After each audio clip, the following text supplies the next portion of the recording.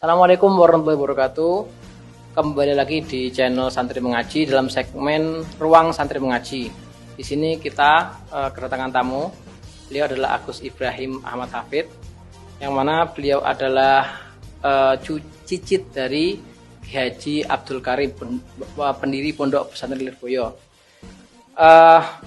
Termasuk abahnya beliau adalah Haji Ahmad Hafid, yaitu cucu pertama dari Bayi Abdul Karim, yang mana Ahmad Hafid itu putra dari Kiai Abdullah Siroj dan juga Bunyai Hannah. Nah, monggo kita simak cerita-cerita untuk mengenang beliau, menjelang haul beliau tanggal 21 Ramadan nanti ini. Ngapunten Agus Ibrahim Ahmad Hafid, kami ingin bertanya-tanya kepada jenengan. Sehat dulu ya, sehat gini. Ini dalam kondisi pandemi ini kayaknya kok banyak sekali santri yang di situ nggak bisa kemana-mana. Dalam arti ini juga kayaknya haulnya ini bakal mungkin hanya untuk santri dalam aja mungkin nggih. Eksklusif, terbatas nggih. Nggih niku kita ingin membahas tentang cerita beliau. Gimana sih beliau itu perjuangannya ketika mencari ilmu. Kita tahu bahwa beliau itu ilmunya Masya Allah bisa Lirboyo sampai sebesar ini niku perjuangan yang berat sekali kelihatannya. Nggak bisa sembarangan, nggak bisa dipandang sebelah mata.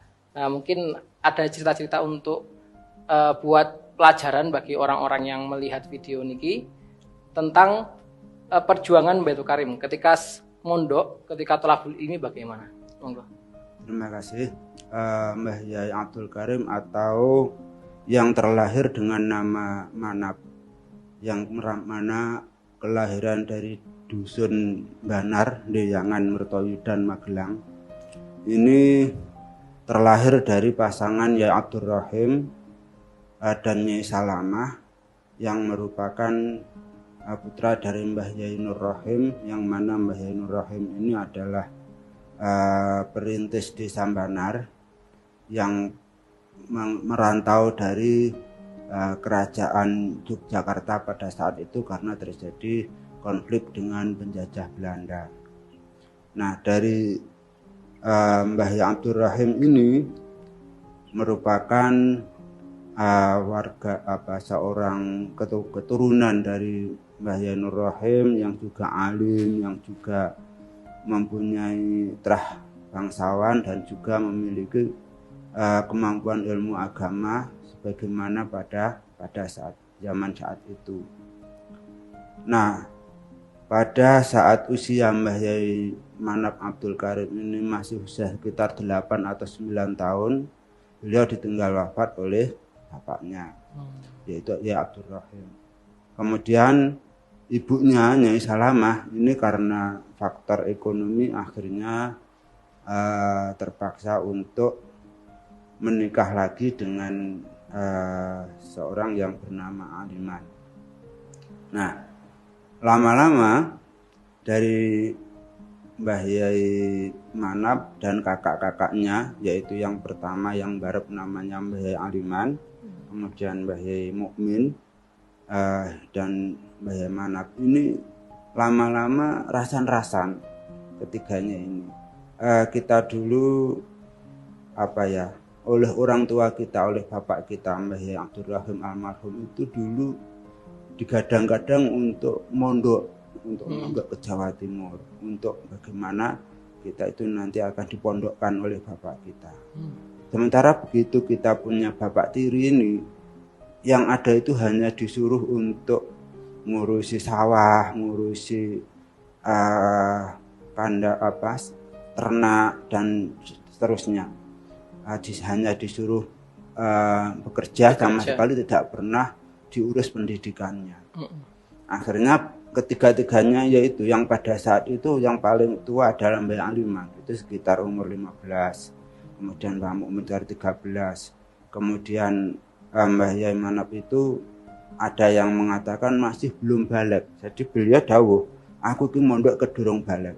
Jadi masih umur 10, masih di bawah 10 tahun. Sebelum balik Mbah Yai Abdul Karim sudah menimba ilmu. Sudah Mondok. sudah mondok. Masya Allah. Dan mondoknya itu melarikan diri.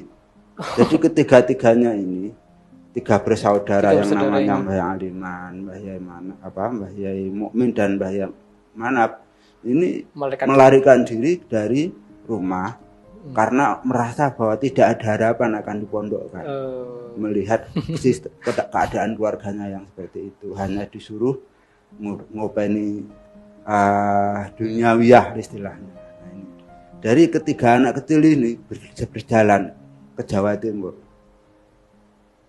Dari perjalanan kita bisa membayangkan anak-anak kecil 3 orang ini berjalan kaki dari Magelang menuju entah pokoknya ke Jawa Timur, golek pondok di Jawa Timur. Ini nggak ada, oh ya kedua nggak ada bis, nggak ada. Jalan kaki. Nah, ya. Dan kita bayangkan bahwa mereka itu pasti di perjalanan ini harus bagaimana sengsaranya mencari makan, menyambung hidup dan terus karena sama sekali tidak ada sanggup. Mereka itu disuruh kerja di sawah oleh orang tuanya. Kalau tidak kerja, kalau kerjanya tidak beres, dipukuli sama bapaknya tiri. Akhirnya semakin tidak betah di rumah. Ditanya seperti itu. Nah ini akhirnya mereka itu kok kebetulan entah bagaimana ceritanya, ini setelah 1 tahun atau 2 tahun perjalanan, ini mereka ini tiba di yang namanya Pondok Mbah Batanggura. Jadi perjalanan dari rumah menuju ke pondok ini tidak hanya 1-2 bulan, tapi bertahun-tahun. Bertahun-tahun, sampai setahun lebih itu.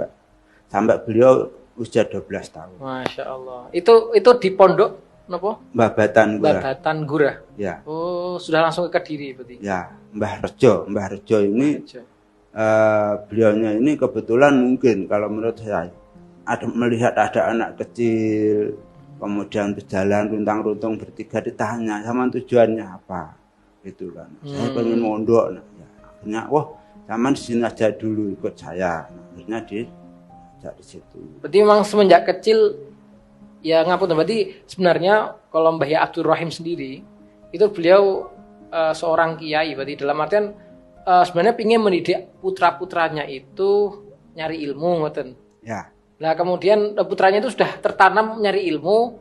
Nah pas keadaan yang di situ tidak mungkin mencari ilmu dalam artian bekerja dan sebagainya, ya.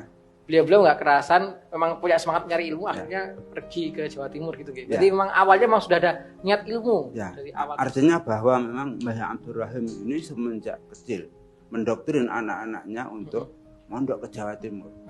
Memang seperti itu. Ada sirinya mungkin kenapa Jawa Timur nggak Jawa Barat atau apa saat itu? Karena pada saat itu Jawa Tengah tidak aman karena terjadi perang Diponegoro. Oh, perang Diponegoro di ya.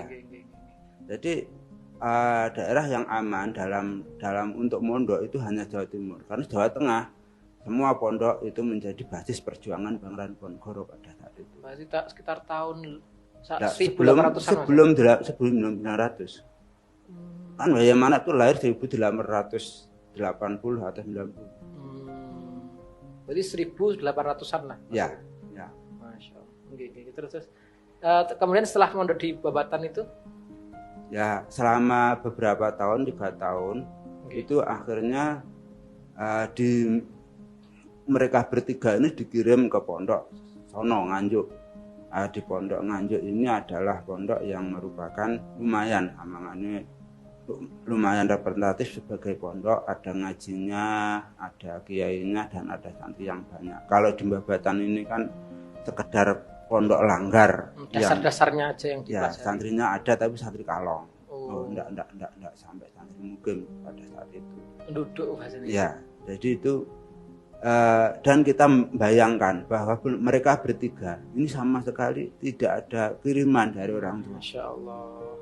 Jadi mereka bertiga ini selama bertahun-tahun di sono di Nganjuk di Babatan 3 tahun, kemudian di sono Nganjuk itu sekitar 7 tahun lebih. Ini ya kita bayangkan kalau bahasa anak sekarang itu ikut dalam. Jadi menyambung hidup sambil ngaji, sambil ke sawah, sambil ke ngopeni sapi dan ternak, itu semuanya dilakukan mereka bertiga ini. Dan itu sangat terlihat bahwa sangat menjadikan keahlian dalam bidang bertani dan beternak kepada Mbah Yai Manap dan kakak-kakaknya ini sangat kelihatan sekali. Bapak saya itu cerita bahwa Mbah Yai Manap itu hanya dengan melihat sapi itu sudah bisa melihat, oh ini sok. Jadi maksudnya anakan sapi pedet itu di pasar. Mbah Yai Manap dengan hanya sekali melihat, oh ini bakalnya manaan, ini bakalnya akan subur banyak anaknya. Dan berarti itu paham banget tentang ternak gitu. Masalah jarak, masalah kuda, masalah sapi, masalah kambing itu sangat paham. Dan juga mengolah sawah, itu bagaimana menanam padi yang baik musimnya, bagaimana, dan itu sangat luar biasa. Jadi dalam artian ahli dalam ilmu, ahli dalam ibadah, tapi juga ahli dalam peternakan, pertanian dan sebagainya. Ya, karena memang selama 10 tahun lebih menjadi anak dalam yang ngurusi sawah dan ternak dari para kiainya. Jadi pengalaman dari menjadi anak dalam nih. Ya. Nah, kita bayangkan bahwa ketika mereka bertiga mondok di Nganjuk ini, karena sambil merawat ternak dan sawahnya kiai, ya mereka bertiga ini hasilnya tidak bisa maksimal dalam mondok karena lebih banyak waktunya, lebih tersita untuk ngopeni sawah dan ternak. Nah, setelah itu ketika sudah 10 tahun lebih, berarti sudah hampir berusia 20 tahun, sudah hampir atau sekitar umur 20-an tahun.